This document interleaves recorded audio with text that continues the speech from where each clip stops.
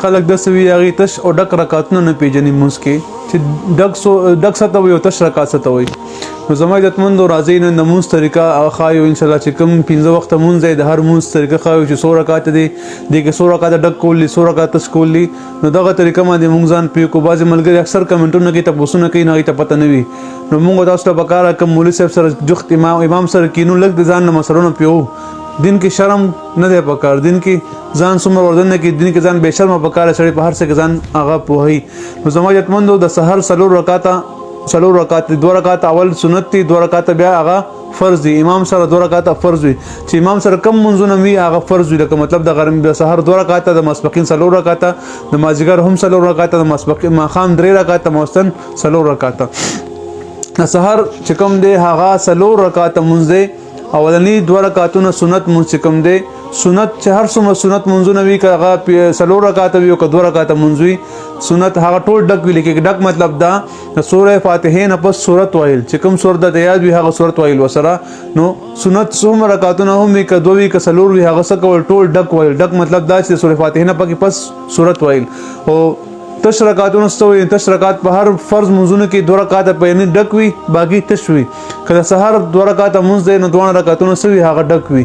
کله ماسپخین سلور رکعات منځ دی نو سلور رکعات په یعنی 2 رکعات امام سره هغه ډک وي او ورپسې باقي 2 رکعات هغه تش وي.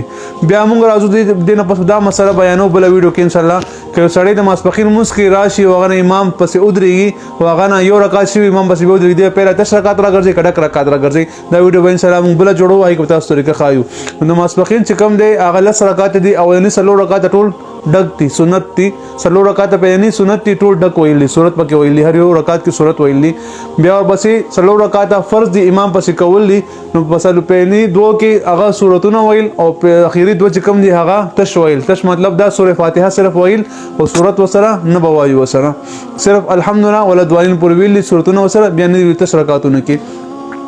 بیا ورپسې 2 رکعات سنت منځ بیا دی هغه دوه بیا هم ډک دي سنت منځ او دوه کې صورت ویلې سوره فاتحه نه په صورت ویلې. بیا دا غرنګ د ماخام منځ چې کوم دی د ماخام منځ اولنی 3 رکعات منځ دی خو اولنی 3 رکعات کې اولنی 2 رکعات چې کوم دی هغه ډک دي سوره فاتحه نه په صورت ویل او اخیری یو رکعات هغه بیا تشته.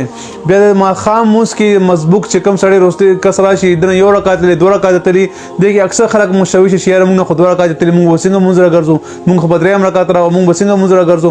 نو هغه ته ان شاء الله بل ویډیو انتظار کوئ دا بل ویډیو موږ په دغه باره کې شیر کوو چې دا څنګه سم دغه مسلې هغه ته موږ هغه طریقې خایو. بل ما سلطان چې کوم سلور رکعات هي کې هم پیدانی سلور 2 رکعات ډک دي بیا په 2 رکعات تشتي بیا په 2 رکعات سنت دي هغه سنت هم هغه ډک دی. بیا په 3 رکعات وتر واجب دي نو واجب منځ کې هم صد هغه ټول رکعاتونو ډک لیکي هر یو رکعات کې سوره فاتحه نه بس صورت او بیا دغه رنګ هر 3 رکعاتونو کې دغه ترتیب سره کول دي. په 3 رکعات په صورت او آی صورت نمبر بیا تکبیر تحریمو کې الله اکبر وکي دعای قنوت بوای هغه نه بس بیا پورا کول دي.